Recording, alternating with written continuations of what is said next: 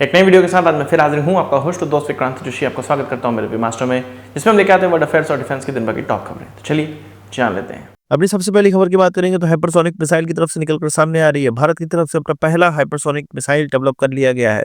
हम लोग 3-4 सालों से ये सुनते आ रहे हैं कि hypersonic glide vehicle, hypersonic glide vehicle, hypersonic glide vehicle, इसका ट्रायल किया जा रहा है।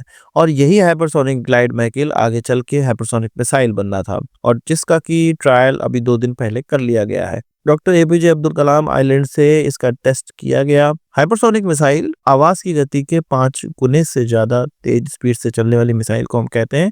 इससे ऊपर की सारी मिसाइलों को हाइपरसोनिक मिसाइल कहा जाता है। जब हम लोग हाइपरसोनिक मिसाइल की बात करते हैं तो हाइपरसोनिक क्रूज मिसाइल की बात करते हैं। इसका मतलब ये है कि जब वो अपने टारगेट पे गिरे तो क्रूज करती हुई अपनी डायरेक्शन को भी चेंज कर ले, अपनी जो गिरने की जगह है उसको भी चेंज कर सकता है, ताकि उसको इंटरसेप्ट करने वाले मिसाइल को ये पता ना चले कि ये मिसाइल एक्चुअल में गिरने कहाँ वाली है। जो जनरल बैलिस्टिक मिसाइल होती हैं वो एक पाथ को फॉलो करती हैं और उसी पाथ की सीध में गिरती चली जाती हैं, जिससे कि इंटरसेप्ट करने वाली मिसाइल को ये अनुमान लग जाता है कि ये मिसाइल कहाँ पर जाके गिरेगी या इंटरसेप्टर मिसाइल कहाँ पर इससे टकरा सकती है।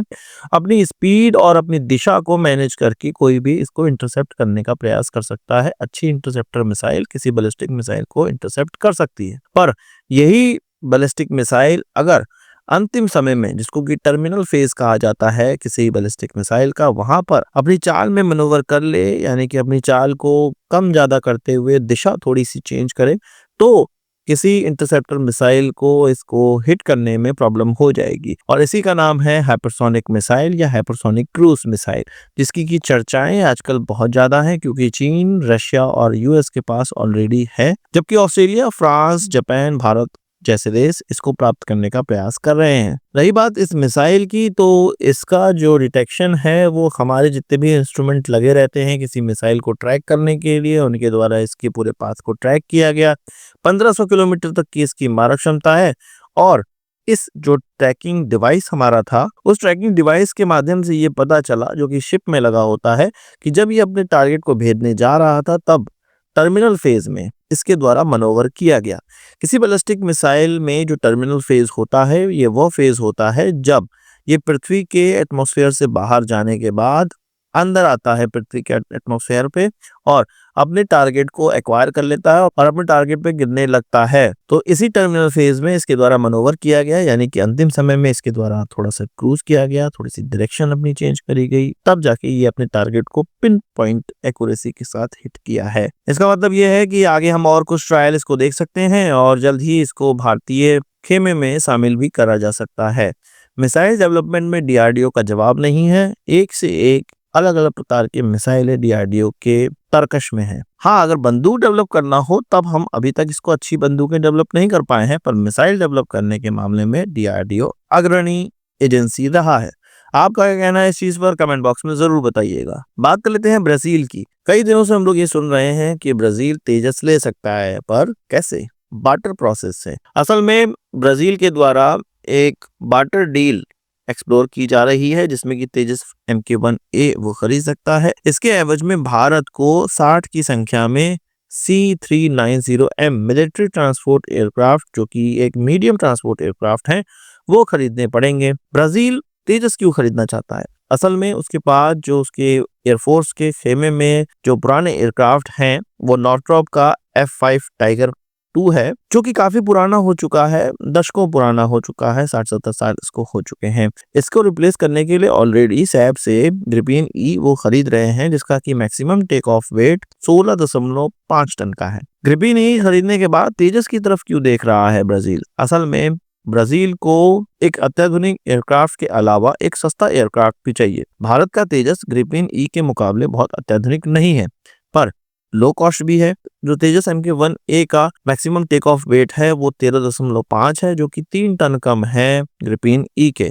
और भी कुछ कमियां हैं तेजस के अंदर ग्रिपेन ई से, पर फिर भी ब्राजील इसको लेना चाहता है क्योंकि इसका दाम कम है। वो ये चाहता है कि उसकी एयरफोर्स में अत्याधुनिक एयरक्राफ्ट के साथ साथ एक लो कॉस्ट एयरक्राफ्ट भी हो, जिसका कि वो मैक्सिमम जगह इस्तेमाल कर सके और अपनी एयरफोर्स को मुस्तैद रखने में कर सके। अत्याधुनिक हथियारों का इस्तेमाल लड़ाई के समय में हो सकता है, पर जनरल पर्पस काम के लिए एक लो कॉस्ट एयरक्राफ्ट की आवश्यकता सभी देशों को पड़ती है। उसी तरह ब्राजील की एयरफोर्स भी तेजस MK1A को एक अच्छा लो कॉस्ट ऑप्शन मानती है, इसीलिए उसकी तरफ प्रयास कर रही है। साथ ही साथ अपने एम्बरर के एयरक्राफ्टों को बेचने का भी ये एक अच्छा तरीका है।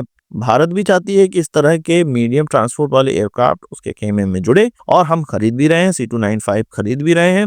तो इसीलिए अब ब्राजील ये चाह रहा है कि एक बार्टर प्रोसेस हो जाए, तुम हमारे एयरक्राफ्ट लो, हम तुम्हारे एयरक्राफ्ट लें। अब देखते हैं कहां तक ये डील जाती है। बात कर लेते हैं मझगांव डॉक लिमिटेड की, MDL की, जिसके द्वारा हमारी अत्याधुनिक सबमरीन कलवरी क्लास सबमरीन, जो कि फ्रांस की स्कॉर्पियन क्लास सबमरीन है, उसको बनाया जाता है। MDL के द्वारा एक और इंडिजिनस चीज अपने स्कॉर्पियन क्लास सबमरीन या कलवरी क्लास सबमरीन में जोड़ा गया, वो है इंडिजिनस एयर कंडीशनिंग प्लांट। अभी तक हमारे पास सबमरीन के अंदर लगाने वाला इंडिजिनस एयर कंडीशनिंग प्लांट नहीं था। MDL के द्वारा श्री रेफ्रिजरेटर से कोलैबोरेशन किया गया और कलवरी क्लास सबमरीन के लिए एक एयर कंडीशनिंग प्लांट डेवलप किया गया।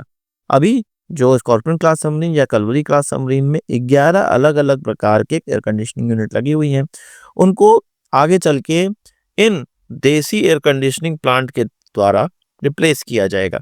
ये वैसे तो बहुत छोटी सी चीज लग रही है, आपको लग रहा होगा कि एयर कंडीशन तो ही डेवलप किया हुआ है, पर किसी सबमरीन के अंदर एयर कंडीशन लगाना बहुत टीडियस टास्क होता है। और अभी तक हम अपनी सबमरीन में फ्रेंच ओरिजिन के ही एयर कंडीशन इस्तेमाल कर रहे थे, फ्रांस से ही वो आते थे, इंपोर्ट किए जाते थे। अब इन प्लांट्स को इंडिजिनस तौर पे ही लगा दिया जाएगा, जिससे कि हमारा बहुमूल्य धनराशि जो बाहर चली जाती थी बाहर के देश में, वो बच जाएगी। साथ ही साथ जो हम अपना खुद का सबमरीन डेवलप करेंगे, जो कि हमारी आगे चल के नेवी में इस्तेमाल होगा, चाहे वो न्यूक्लियर पावर्ड हो या कन्वेंशनल पावर्ड हो, तो सभी में एयर कंडीशन की आवश्यकता पड़ेगी।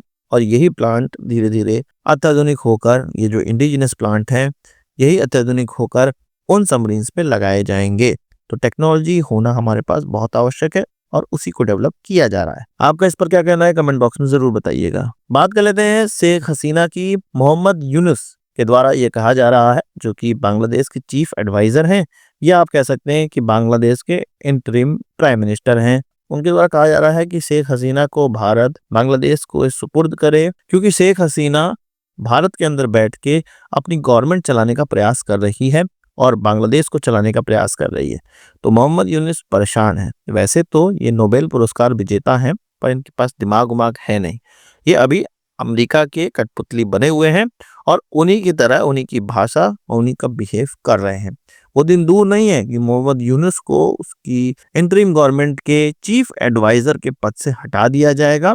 पर हाँ, कठपुतली को तो नाचने में ही मजा आता है, और शेख हसीना को जब उनके सुपुर्द ही कर देना था तो भारत उसको रखता नहीं। अगर भारत ने शेख हसीना को भारत के अंदर रखा है तो मोहम्मद यूनुस के कहने पे ये छोड़े नहीं जाएंगे। तो मोहम्मद यूनुस कौन होता है जिसके कहने पे वो छोड़ दिया जाए? आपका इस पर क्या कहना है, कमेंट बॉक्स में जरूर बताइएगा। तो आज की इस वीडियो के लिए बस इतना ही। आशा करता हूँ कि वीडियो पसंद आया होगा, आप इसको एक बड़ा सा जरूर देंगे। इस वीडियो संबंधित सवाल सुझाव हो कमेंट बॉक्स में जरूर लाएगा, और यदि आपने हमारा चैनल सब्सक्राइब नहीं किया उसे भी कर लीजिए, क्योंकि हम इस प्रकार की वीडियो लाते रहते हैं। नमस्कार, थैंक यू, जय हिंद।